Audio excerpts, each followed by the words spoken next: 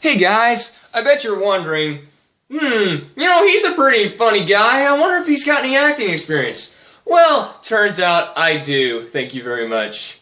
Let's just say I've had a lot of theater over the years, namely two programs, which are MCT and CMT. And yeah, I know, that sounds really confusing. Let me just explain to all y'all out there what those programs are and a little bit of how they work before I get into my background. MCT stands for Missoula Children's Theater, and it's a program for kindergarten through 8th graders. To do like 1 week during the school year. You come in after school, do your practices and stuff, and then at the end of the week, you do a couple of performances on the last day, and it's actually it's usually about a 45-minute play or something like that, but it's actually, it usually comes together really, really well, and it was definitely a fun program for the time I got to do it. And then the other program that I was heavily involved in, CMT, stands for Children's Musical Theater, and that's a program that operates only here in Bartlesville, where those who have finished 2nd through 10th grade get to go and do this whole program during the summer where you can come in and audition, and then they run a huge show. This is a much bigger scale than MCT, where you come in for 4 or 5 weeks in the summer and you do a whole bunch of practicing for 7 hours a day, 5 days a week, and then at the end you get to do these really big full-scale productions at the end of the whole deal. I mean, we did about 4 or 5 of them each time, and it was that was just an amazing experience every time I did that. And so, first of all, I'm going to talk about my days with the MCT, which I did a couple performances with them. Back let's see, what was it? 6th and 7th grade years when I did that, and that was really fun, especially 6th grade year, because now I know you all are wondering, where the heck did I get that goofy stuffed frog Fernando? Right here. And that was actually because I was Fernando the frog in no, it wasn't Robin Hood, that was the other one. It's Snow White and the Seven Dwarfs. So, essentially, a Prince Frog. So, and no, in case you're wondering, I didn't actually get to kiss the beautiful Snow White. No, it was this. But it was still a cool experience. So, now you all know where he's from. Say hi, Fernando. Yeah, whatever. Alright, I'll put you back. You're not coming back till Friday. That's what we agreed on, right? Yeah. Alright, see ya. But, yeah, that was a pretty cool deal. And, let's just say, it's a good thing I'm good with memorizing stuff, because I think I had at least 70-some lines that one deal that I remember. And I didn't memorize that in this time span of 3 days before we had to be totally off script and everything. So, that was a really fun deal. I mean, that was all well run. I mean, no one forgot any lines in that one that I can remember, or at least not anything major. But that was a really fun deal. And like I said, I didn't get to kiss Snow White, but for crying out loud, I was a 6th grader, and she was in 7th grade. Okay, that would have, that's not the kind of image they're trying to portray. So. And at the time, I was actually not wanting to do it because I was nervous. So, I'm glad. I'm probably glad that I never ended up kissing her, because I actually still know the girl to this day, and that would have been a little bit awkward, probably, to think, oh, we made out as we were kids, but we didn't. So we don't have that awkwardness at all. So that was a cool experience. And another cool deal as far as acting I did was a little program called CMT. In fact, I have a picture from one of the musicals I did.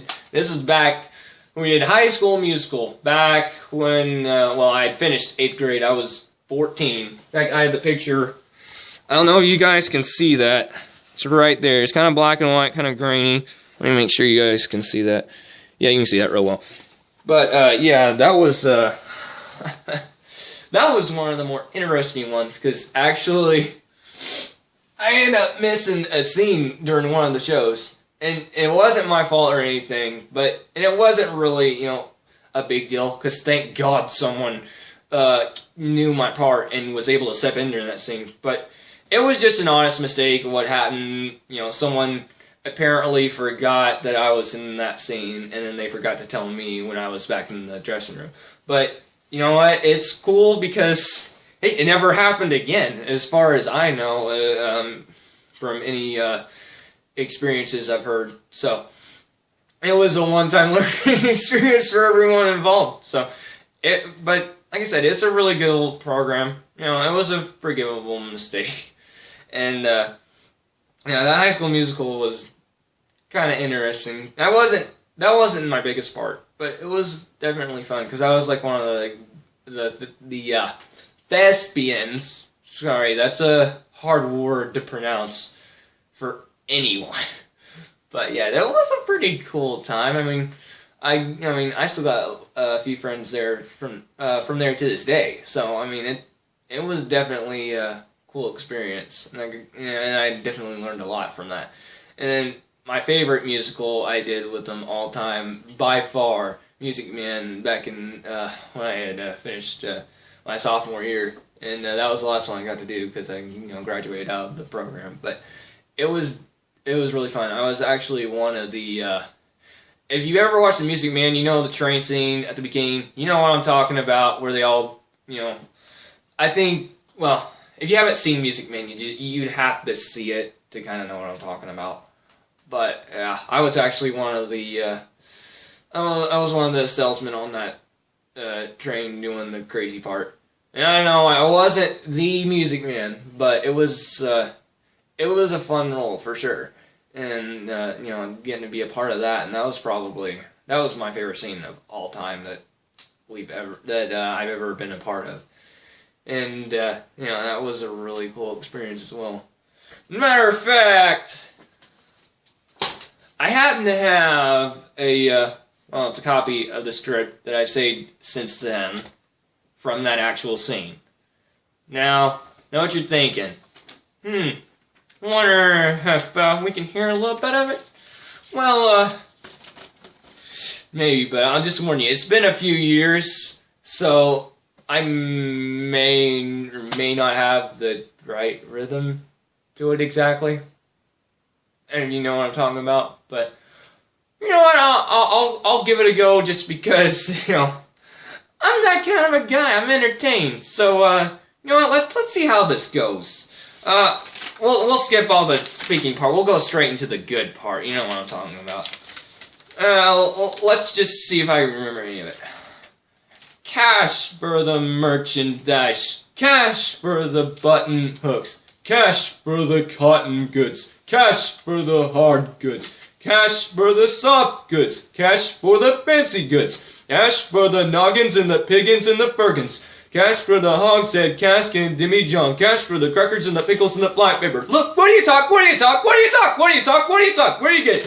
Where do you talk? You can talk, you can talk, you get bigger, you can talk, you get bigger, bigger, bigger, you can talk, you can talk, you can talk, talk, bigger, bigger, bigger, you can talk all you want, but it's different than it was. No, it ain't, no, it ain't, but you gotta know the territory. Why, it's the Model T Ford made the trouble, made the people want to go, want to get up and go. 7, 8, 9, 10, 12, 14, 22, 23 miles to the county seat. Yes, sir, yes, sir. Who's gonna patronize a little bitty 2x4 kind of store anymore? What do you talk? What do you talk? Where do you get it? Not the Model T at all. Take a gander at the store, at the modern store, at the present day store, at the present day modern departmentalized grocery store. What do you talk? What do you talk? What do you talk? What do you talk? What do you talk? Where do you get it? What do you talk? What do you talk? What do you talk? Where do you get it? You can talk, you can bigger, you can talk, you can bigger, you can talk, bigger, bigger, bigger, you can talk all you want, but it's different than it was. No, it ain't, but you gotta know the territory. Why, it's the you need a biscuit made in the trouble. You need it, put the crackers in the package, The you need a biscuit in an airtight sanitary package, made the Cracker Barrel obsolete. Cracker Barrel went the window with the mail has got load. John by himself. Changed the approach of a traveling salesman, made it pretty hard. No, it didn't, but you gotta know the territory. Gone. Gone with the hogshead cask and Jimmy John. Gone with the sugar barrel, pickle barrel, milkman. Gone with the tub and the pail and the tears. Ever meet a fella by the name of Hill? Hill, Hill, Hill, Hill, Hill, Hill, Hill, Hill. No! Just a minute, just a minute, just a minute. Never heard of any salesman Hill. No, he doesn't know the territory. Doesn't know the territory? What's the fella's line? Never worries about his line. Never worries about his line, or the Cracker Barrel being obsolete, or the you need a biscuit in an airtight sanitary package, or the Model T Ford. Just a minute, just a minute, just a minute. Never worries about his line. Never worries about his line, or a doggone thing. Just a bang beat, bell ring, big haul, break go, necker nothing, Rick born, every time a bullseye salesman. That's Professor Harold Hill. Harold Hill. Tell us what's his line. What's his line? He's up big, and he doesn't know the territory. Look, what do you talk? What do you talk? What do you talk? What do you talk?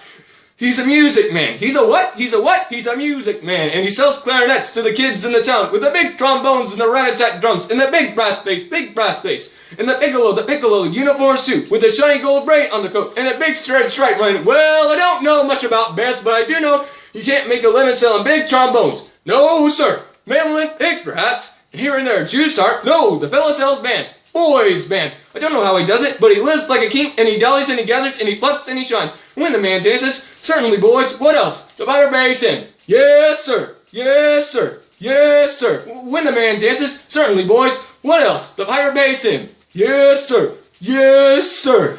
But he doesn't know the territory. And that was, about the most I've, inhaled since my last ride. So, yeah. I hope you guys enjoyed that, cause crying out loud, I'm getting hot now. But yeah, obviously that wasn't all one part. That was like several parts. I don't remember how many. But yeah, I hope you guys enjoyed me making a fool of myself. Now, but yeah. You guys want more about this? I'll have to do this another time, because I think this is long enough for part 1. Maybe we'll do this in like a couple of weeks or something. But anyway, guys, thanks for watching this awesome, crazy video on a Nutty Monday. And like, subscribe, share this video with your friends, favorite it for all I care. And it'll, you will definitely want to keep this. See? Oh gosh, I need to breathe. Or some water or something. I don't know. But yeah, do what you're gonna do. I'm starting to sound like Porky Pig. See, I've gone absolutely crazy. You can tell it's a Monday because I've lost my mind. Oh wait, I do that every day. But today I've really lost my mind. So anyway, guys, yeah, also, I know, Christmas is coming around the corner. I've mentioned it a few times in my videos. But no, I'm not gonna post any Christmas songs till probably maybe a week before Thanksgiving or something like that, because I just still think it's a little seasonally early. I'm not exactly wanting to bombard you with it yet. So, plus I haven't really written any sort of Christmas songs yet. And that's kind of tricky when everything, you know, every Christmas song just sounds the same nowadays. But anyway, just thanks for watching. Peace out. Dirty Dan Snooter. Have a good Monday.